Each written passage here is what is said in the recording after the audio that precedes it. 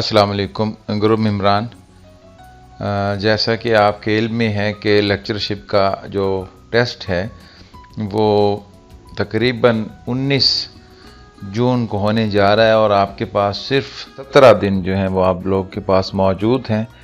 तो आप लोगों ने इस मुख्तसर वक्त में किस तरह से पढ़ना है उस पे अलग से बात होगी, लेकिन फ़िलहाल ये है कि टेस्ट नंबर जो 10 है आप लोगों का, मेरे ख़्याल है ये अब सबसे अहम मौजू रह गया है। इसके बाद जो हमारे मौज़ूआत हैं उन पे अगर ना भी लेक्चर दिया जाए तो भी काम चल सकता है, लेकिन इस पे मैं आप लोगों के साथ ख़ुसूसी गुफ्तगू करना चाह रहा था। तो इस सिलसिले में ये अर्ज़ है कि हमारा जो 10वां टेस्ट है उसका मौजू है इल्म बयान और इल्म बदी और सर्फ़ व नहव। तो ग्रामर के हवाले से तो छोटा सा एक जुमले में ही मैं आपको बता देता हूँ कि अगर आप लोगों के घर में छठी क्लास से लेकर 10वीं क्लास तक की कोई भी कवायद इंशा की किताब है तो उसमें से आप इसमें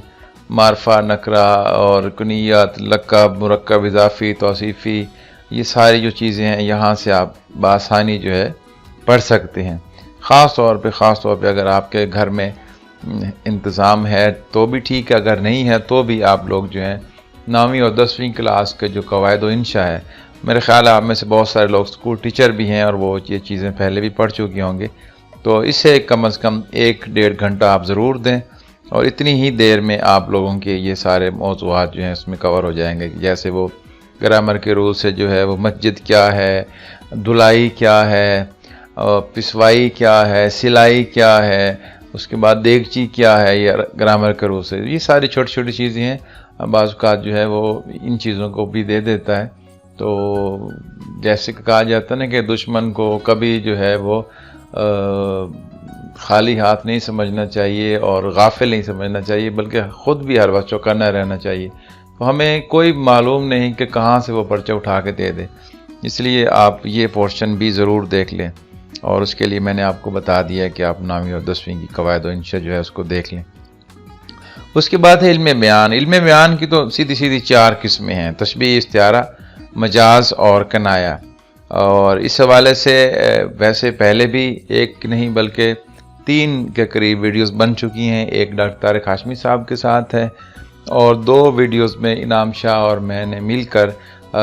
एक पर्चा हल करने की कोशिश की थी, अगरचे उसमें 50 सवाल थे लेकिन कोई 25-30 शेर ऐसे हमने निकाल लिए थे जिन पर हम दोनों ने गुफ्तगू की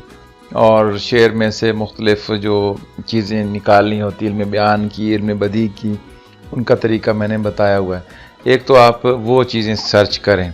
तो अगर वो नहीं मिलती तो फिर मैं आपको ग्रुप में भी उनका लिंक दोबारा भेज दूँगा। इसके अलावा जो आज इस सारी वीडियो बनाने का मकसद है वो ये है कि इल्म बदी की वैसे तो कई ही किस्में हैं और आपके घरों में भी वो दर्स बलागत वाली किताब जो है वो इस वक्त पहुंच चुकी है, या आपके पास इल्म बयान की किताब है, इल्म बदी है यानी अल बयान है, अल बदी है, या कोई भी ऐसी किताब जिसमें ये सारी चीज़ें मौजूद हैं। अगर आपके पास कोई भी किताब नहीं है तो भी आपको परेशान होने की ज़रूरत नहीं। आपकी जो इमदादी कुतब हैं उनमें भी बाज़ मकामात पर इल्म बयान और इल्म बदी के हवाले से कोई ना कुछ सवालात बनाए हुए हैं, कहीं तारीफ़ें लिखी हुई हैं।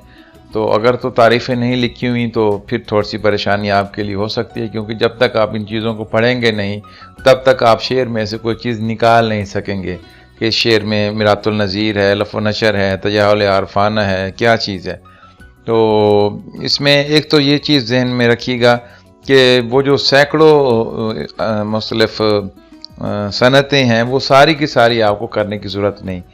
आप लोगों ने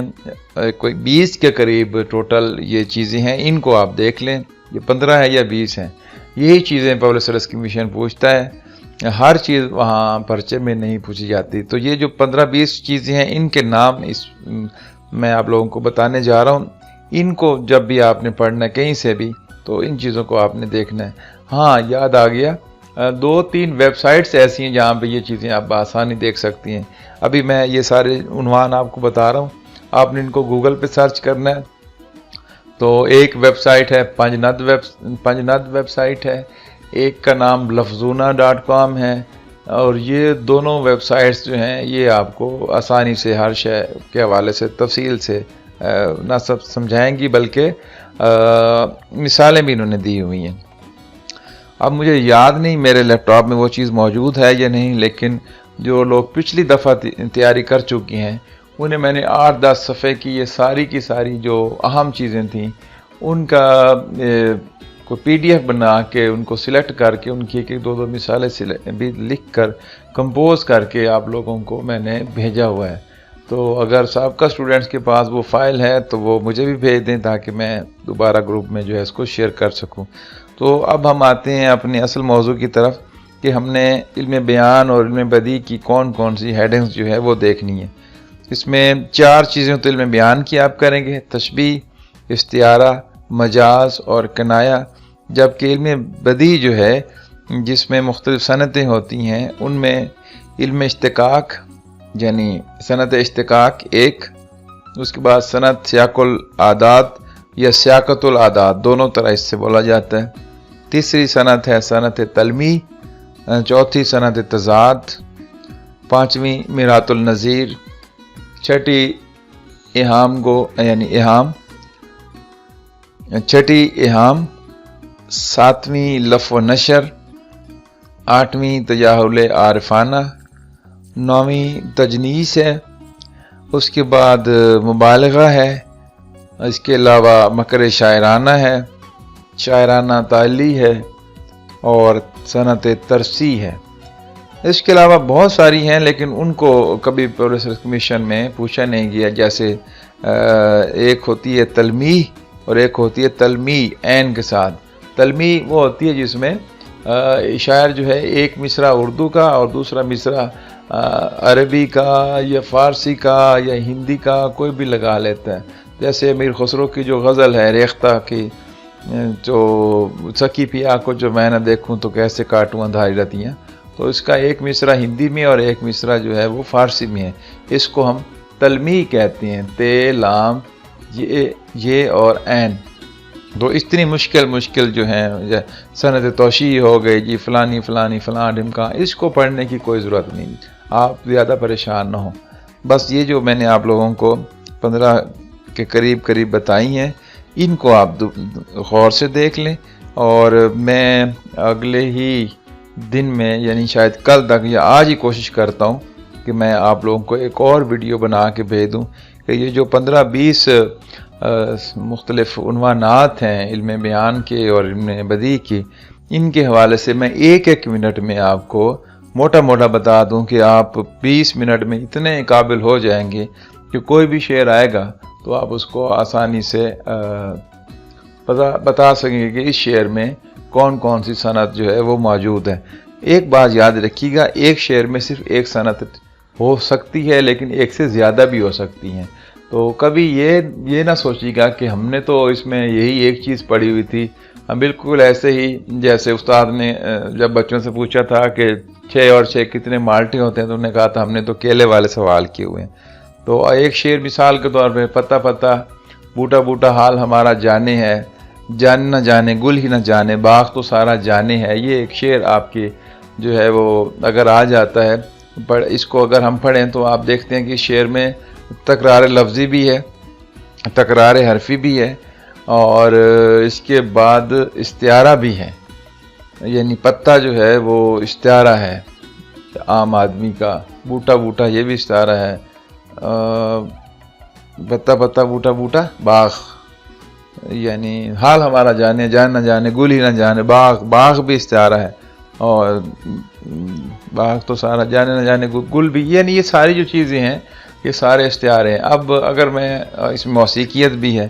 اب اگر وہ استعارہ نہیں پوچھتا تو یہ نہ سمجھے کہ اب اس سے موسیقیت بھی چلی گئی اور اس سے تکرار لفظی بھی چلا گیا اور تکرار حرفی بھی چلا گیا، تو یہ ایک شعر میں ایک سے زائد بھی صنعتیں موجود ہوتی ہیں، تو پیپر میں تو ایک صنعت پوچھی جاتی ہے۔ جب بھی آپ کوئی شعر پڑھیں آپ اس کو دیکھیں، اس کے سائڈ پہ لکھ لیں کہ اس شعر میں فلانی جو ہے وہ صنعت موجود ہے، تب جہاں کہ پھر آپ اس قابل ہو جائیں گے کہ آپ کو علم بیان کی ساری جو اور علم بدیع کی جتنی بھی شکلیں ہوتی ہیں وہ آپ بغیر استاد کے بھی بآسانی تلاش کر سکیں گے. آپ لوگ اس کو ابھی سے پڑھنا شروع کیجئے. آپ کے پاس جتنی بھی ہیلپنگ بکس ہیں ان میں جتنے بھی شعر ہیں، جتنی ویب سائٹس ہیں، آپ کو اگر ان ساری مثالوں کے لیے 200 شعر بھی پڑھنا پڑتا ہے تو آپ وہ سارے کے سارے شعر پڑھ لیجئے، ان کے جواب دیکھیے. مثال کے طور پہ ایک شعر لکھا ہوا تھا، آپ نے اس کو پڑھا اور اس نے کہا کہ اس میں جی کنایا ہے. اب آپ کو سمجھ نہیں آ رہی کہ اس میں کنایا ہے کہاں پہ، تو پھر آپ جائیں کنایا کی تشریح پہ جائیں، وہاں سے آپ پڑھیں. اچھا کنایا کا مطلب یہ ہوتا ہے کہ اس میں جو بات کی جاتی ہے وہ حقیقی معنوں میں بھی لی جائے تو بھی درست ہوتی ہے، اور مجازی معنوں میں یعنی ظاہری معنوں میں لی جائے تو بھی وہ ٹھیک ہوتی ہے. تو اس شعر میں ایسی کون سی چیز ہے؟ ہاں، یہ چیز وہی ہے جو کتاب والا بتا رہا ہے. مثال کے طور پہ جب ہم کہتے ہیں کہ بال سفید ہو گئے لیکن بچپنا نہیں گیا، اب بال سفید ہو جانا یہ بالکل صحیح معنوں میں بھی یعنی ظاہری معنوں میں بھی اور حقیقی معنوں میں بھی یہ ٹھیک ہے، اور مجازی معنوں میں دیکھا جائے تو اس کا مطلب یہ ہے کہ بوڑھا ہو گیا لیکن ابھی تک جو ہے اس میں شعور نہیں آیا، اتنا میچیورٹی نہیں آئی. ایک شعر کو جب آپ پڑھیں اور اس کا جواب آپ دیکھیں کہ اس میں مجاز ہے، اس میں استعارہ ہے، اور آپ کو استعارہ نہ مل رہا تو آپ ایک دفعہ اس کی تعریف دیکھیں اور پھر دیکھیں کہ یہ واقعی جو تعریف ہے یا یہ جو شعر ہے اس پر یہ اپلائی ایک دوسرے پہ ہو رہے ہیں یا نہیں ہو رہے ہیں. تو اللہ تعالیٰ آپ کو کامیاب کرے. دن تھوڑے ہیں اس لیے ہم نے ہر چیز کو کھینچنا ہے، لیکن یہ کوئی اتنا مشکل کام نہیں ہے کہ ہم اس کو نہ کر سکیں. ناممکن کچھ بھی نہیں ہے، کچھ بھی ناممکن نہیں.